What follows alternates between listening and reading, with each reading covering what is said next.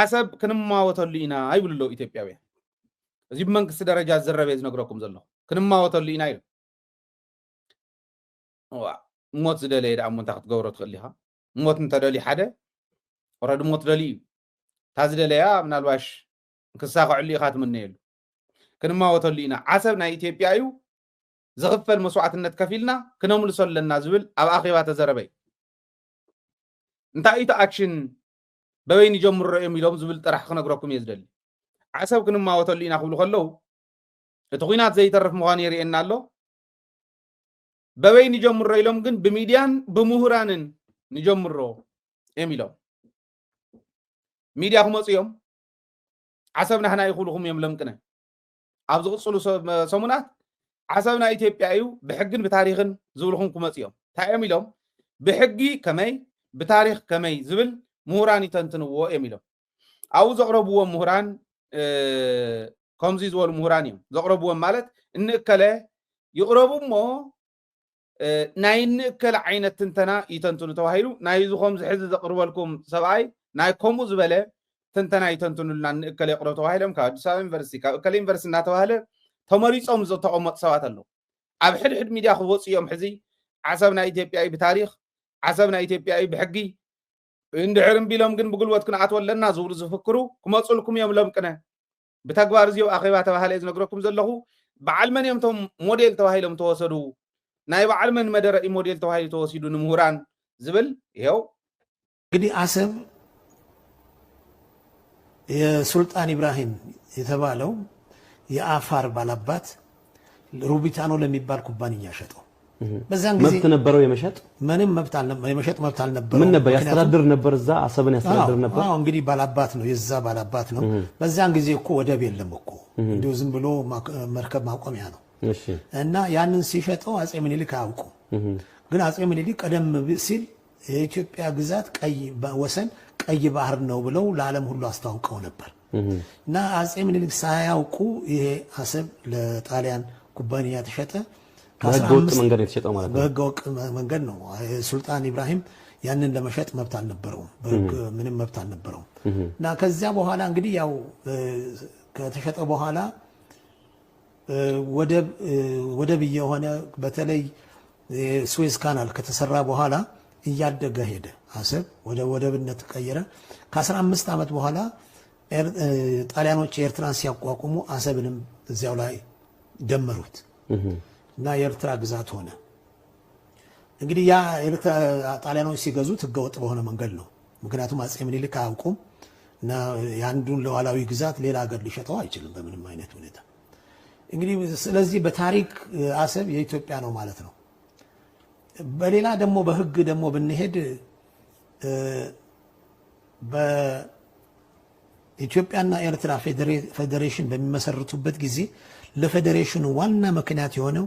ኢትዮጵያ የባህር በር እንዲኖራት ተብሎ ነው የተባበሩት መንግስታት ውሳኔ ቁጥር 390 የሚባለው ጠቅላላ ጉባኤ ያሳለፈው ውሳኔ ኤርትራ ከኢትዮጵያ ጋር እንድትዋሃድ የምትዋሃድበትም ዋና ምክንያት ኢትዮጵያ ወደብ እንዲኖራት ብለው ደምድመዋል ስለዚህ ዓለም አቀፍ ህብረተሰብ ዓሰብ የኢትዮጵያ መሆኑን አውቋል ማለት ነው በሶስተኛው ደረጃ ደግሞ የአፍሪካ መሪዎች ሌጎስ ናይጄሪያ ስብሰባ አድርገው አንድ ያሳለፉት ውሳኔ አለ ይሄም ውሳኔ ምንድነው የሚለው ቅኝ ግዛት የነበሩ ሀገሮች ነፃ በሚወጡበት ጊዜ ያንን የቅኝ ግዛት ወሰን ይዘው ነው የሚወጡት ያንን ወሰኑን አይቀይሩትም የሚል ውሳኔ አለ ይሄ ደግሞ ኢትዮጵያ የተቀበለችው ነው የኢትዮጵያ የህግ አካል ነው እና በዛን ጊዜ እንግዲህ ኤርትራኖች ኤርትራ ሻቢያም ሆነ ኤርትራኖች ኤርትራ የኢትዮጵያ ቅኝ ግዛት ነች ይሉ ነበር ስለዚህ የኢትዮጵያ ቅኝ ግዛት ነች ካሉ የቅኝ ግዛችን ወሰን መጠበቅ ነበረባቸው በዛን ጊዜ ደግሞ ዓሰብ የኢትዮጵያ የኤርትራ አካል አልነበረች የኢትዮጵያ አካል ነበረች ስለዚህ ያ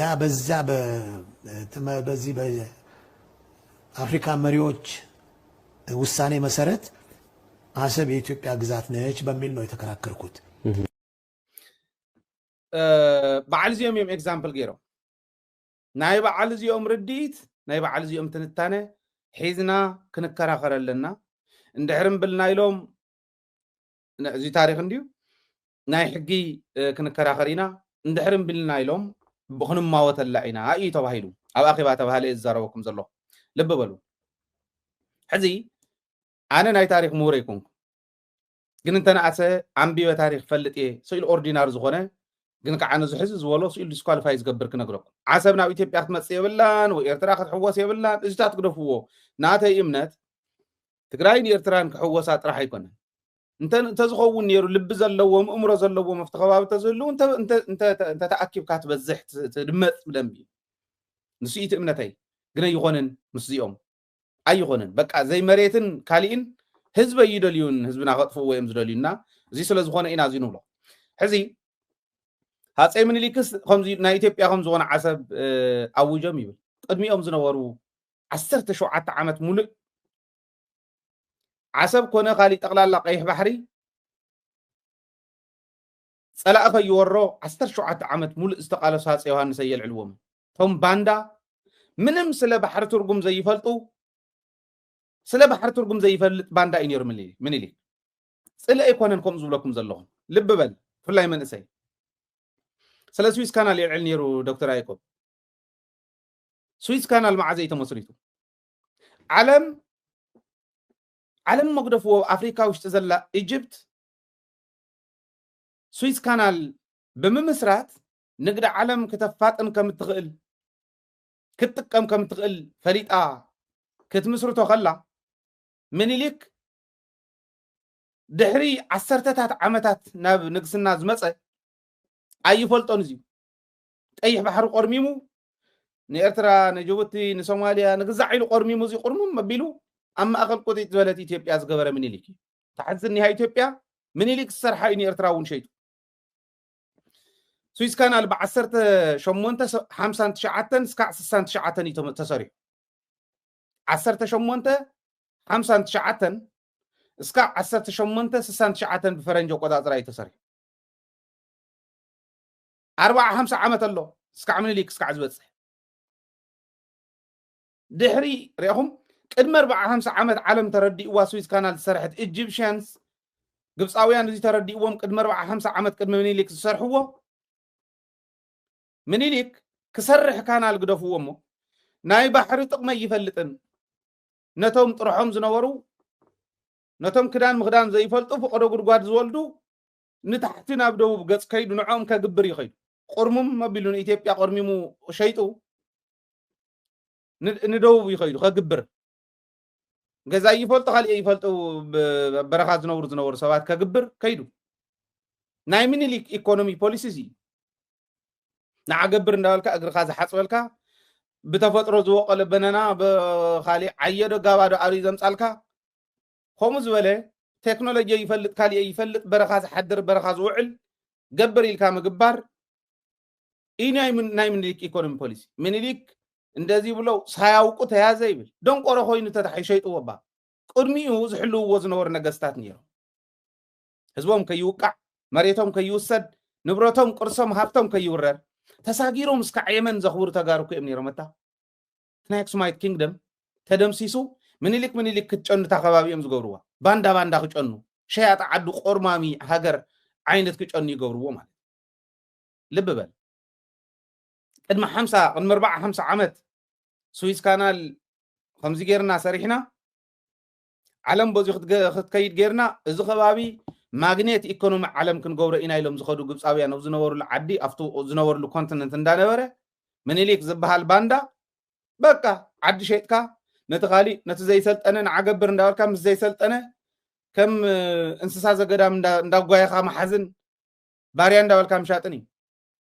እዚኣ እዚ ፖሊሲ ዝነበረ ሰብኣይ ከጭንዎ በል ዝብሉ ክኾነ ይከኣለን ግን ዘለኣለሙ ረጋምን ቦቲ ከዓ ዓንዳር መንጨብጨብን ትርኢሉ ሰብ ዘይተቀበሎ ብምሉእነት ነዚ እዚ ነርቱ ምኒልክ ትድልየቶም ግን ናይ ምኒልክ ተሓሳስባ ድንቁርና እስካዕ ዘይወገደ ማንም ሰብ ክሽከሙ ይኽእል ድንቁርና ዘይወገደ ናይ ሰብ ፍላሽ ናይ ሰብ ስጋ ጠቢሱ ከም ጤል ዝበልዕ ደንቆሮ እዩ ሕጂ ዓሰብ ዶ ክሕዝ ካሊእ ዶ ክሕዝ ቅርሲ የብለይን ታሪክ የብለይን ኣብ ክንዲ ታሪክ ምስራሕ ናይ ትግራይ ታሪክ ደኽወርር ናይ ትግራይ ቅርሲ ደኽወርር እንዳበለ የትግራይ ዋጋ ዝኽፍል ዘሎ ነዚ እዩ ትምርዳእ ዘድሊ ትመንእሰይ እዚ ክርዳእ ዘሎ ምኒልክ ማለት እዚ ካሊእ ተሪፉ ሃፀይ ዮሃንስ ቅድሚኡ ዝነበረ ሃፀይ ዮሃንስ ዝገብሮ ዝነበረ ክገብር ዘይከኣለ ባንዳ ሒዞም ክመፁ ከለዉ ፖለቲካሊ ከም ዝኸርዱ ኣለዉ ተናእሰት ሃፀይ ዮሃንስ ሒዝዋ ዝነበረ ኢትዮጵያ ክቕፅል ኣይከኣለን ኣይከኣለን ተባሕሪ ሸይጥዋ በቲ ሸይጥዎ ቆርሚሙ ኢትዮጵያ ቆርሙም መቢሎም ወሰን እንዲያ ገይርዋ ኸይኑ እዚ ክርድእዎ ነይርዎም ክትካትዑ እንተኾንኩም ምኒልክ ዝብል ድንቁርንኡ ዘይወገደ ዘይራገፈ መሃይም እንተረኺብኩሞ ከም ዝበልዎ ተናእሰ ባሕሪ ክሸይጥ ከሎ ግብፃውያን እንታይ ይገብሩ ኣለዉ ኢሉ ግብፃውያን ዝገብርዎ ዝነበሩ ምግባር ጠቕመና ኢሎም ስዊዝ ካናል ክሰርሑ ከለዉ ተፈጥሮ ዝሰርሓሉ ቀይሕ ባሕሪ መሓዝ ዝኣበዮ ህዝቡ ዝሸጠ ዓዱ ዝሸጠ ባንዳ ህዝቡ ከፊሉ ትግራይ ኣብ ክልተ መቂሉ ትኽመፅእ ዝኽእል ናይ ዓለም ኢኮኖሚን ካሊእነ ይፈልጦን ኣብ ክልተ መቂሉ እዚኦም ከይወግእኒ ንታሕቲ ክጎዩ ከለኹ ፍቐድኡ ክሕዝ ከለኹ ነዞም ዘይሰልጠኑ ከይመፁን እያ ተባሂሉ ዓዱ ዝሸይጥ ቆርሚ ምሸይጥ ባንዳ እዮም ሰብኣይ ገይሮም በቃ ሕዚ ምኒልክ ተሳሒቱ እዩ ኣይፈለጠን ነይሩ ክሽየጥ ከሎ ዝኾነ ናይ ጎሳ መመሓደር ናይ ዓፋር ይሸይጥዎ ነይሩ እያ ፈሽላ ከምኡ ዝበሃል ነገር የለን ትውዕል ከንታይ ክኾን ቆርምም መቢሉ ትግራይ ኣብ ክልተ መቂሉ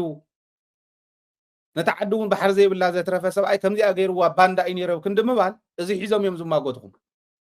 ነዚ ከዓ ብደንቢ ብስነ ስርዓት ተረዲእና ክንገልፀሎም ንኽእል ክነርድኦም ንኽእል ኢና ማለት እየ ንኤርትራውያን ሕዚ እውን እንተኾነ ኩሉ ግዜ ዝፍክርሉ ባሕሪ ስለ ዝኾነ ባሕሪ ኣይኮነን ትፍከራ ሕዚ ፅቡቕ መፅኦም ኣለዉ ትማል እውን ዘቕረብክዎ ሰበር ነይሩ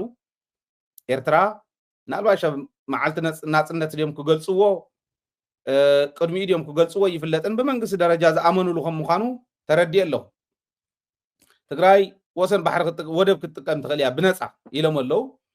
እስካዕ መዓዝ ዝብል ናተይ ሕቶ እዩ ናይ ምንትኒ ኢኸ ትትውዋ ዘለኹም ናታ እዩ ብታሪክን ብሕግን ይምልከታ ኢልኩም ድዩ ህዝቢ ትግራይ ህዝብና እዩ ሓውና እዩ እሞ ብነፃ ይጠቐመሉ ኢልኩም ድዩ ህዝቢ ትግራይ ጨፍጭፍናዮ ኢና እንተይፈለጥና ዓሽና ተገሪህና ጌርናዮ ኢና ካሕሳ ክንኩሕሰን ደሊ ኢና ኢልኩም ድዩ ብምንታይ ዝብል ንሕና ክንኮደ ኢና ክንሓትት ኢና ክንራዳድኣ ከዓ ንኽእል ኢና ቋንቋ ይግድበና ታሪክ ይግድበና ባህለ ይግድበና ክንራዳድእ ንኽእል ኢና ብምንታይ ዝብል ኣድላይ ንሕዚ ንግዚኣ ጣሕመሽመሽ ኢልካ ፀላኢኻ ንምብራር እንተኮይኑ ጌጋ እዩ ቀፃሊ ብዝኾነ መንገዲ ህዝቢ ትግራይን ህዝቢ ኤርትራን ሓቢሩ ንኽለምዕ ሰላሙ ንኸረጋግፅ ህልውናና ክነረጋግፅ ንኽእል ሓደ ኮይንና እዩ ተባሂሉ እንተኮይኑ ከዓ ፅቡቕ እዩ እዚዩ መሰረታዊ ዝኾነ መልሲ ተዋሂብዎ ቅድሚ ሕዚ ተጋገናዮም ህለሐመ ኢልና ቅሚጥና ነዚኣቶም እውን ህለሐመ ኢልና መልሲ ቅሚጥና ሓቢርና እንዘልቀሉ መንገዲ ከም እነመቻቹ እሞ ከም ዝከኣል እውን ብደንቢ እየ ዝኣምን እዚ ንክግበር ግን ኢጎ ደርቢኻ እዩ ጀኖሳይድ ምስ ዝኾነ ይኹን ኣብ ልዕሊ ኤርትራ ዝበፅሐ ፖለቲካ ዝተገበረ ፖለቲካዊ ውሳነ እሞ ዘውፅሖ ፀገም ክወዳደረ ይኽእል ኦኬ ከምዚኣ ጌርኩም ኢኹም ፖለቲካዊ ውሳነኹም ኣጥቂዑና ነይሩ ፖለቲካዊ ውሳነኹም እውን ብናይ ባዕልና ድንቁርና ዝመፀ እዩ ዓዲ ወሪርና ኣብ ክንዲ ምርድዳእ እዚ በዚሁ ክንከድ ንኽእል ኢና ኣብ ልዕሊኹም ዝበፅሐ ጀኖሳይድ ግን ዓለም እውን ክትፈልጦ ክንገብር ኢና ንሕና ንስኹምን ግን ብሕጊ ዓደባ ንወድእ ይበሃል እዩ እንዳ ሓተትኩ ነይሩ ሓደ ናይ ሕጊ በዓል ሞያ ይከኣል ዶ ከምኡ ምግባር ይከኣል ዶ ይብሎ ነይረ እቲ ሕጊ ዝፈቕዶ መንገዲ ኣሎ ስትራቴጂክሊ ኣፕሮች እንተተገይሩ ጀኖሳይድ ተፈፂምዎ እዩ ንሕና ኣቲና ኢና ምእታውና ፀገም ነይርዎ ኣብ ልዕሊኦም ዘውፅሐ ፀገም እውን ብዙሕ እዩ ለዚ እዚዩ ከዓ ብሕጊ ዓደባ ተዓሪቕና ኣለና ወሲንና ኣለና ወዲእና ኣለና ህዝቢ ትግራይ ዝበፅሖ ፀገም ግን ዓለም እውን ክትፈልጠሉ ክከሓስ እውን ስለ ዘለዎ ንሕና ብዓቕምና ክንክሕዝ ኢና ጀኖሳይድ ግን በፂሕዎ እዩ እንተተባሂሉ ንስኻ ጀኖሳይድ ሪኻ ንዓይሉ ድሕሪኦም ዘጓየዮም የለን ዋሕሱ ህዝቢ ትግራይ እዩ ዋሕሱ ንሕና ኢና እዚ ጌርና ንሕና እዚ ገይሮም ንሶም ሓቢርና እንዘልቀሉ መንገዲ ብዘየጠራጠር ክንትግብሮ ንኽእል ኢና ዝብል እምነት ኣለኒ ነዚዩ ደደቢት ክትሰርሕ እያ ሃይሊ ክሰርሕ እዩ ህዝቢ ትግራይ ዝትንፍሰሉ መሳኹቲ ዝትንፍሰሎም መሳኹቲ كنبزح كنصفح ناي جدا كنسرح هنا خم تكال كسرح هي خم قلي ونزول كم تدلي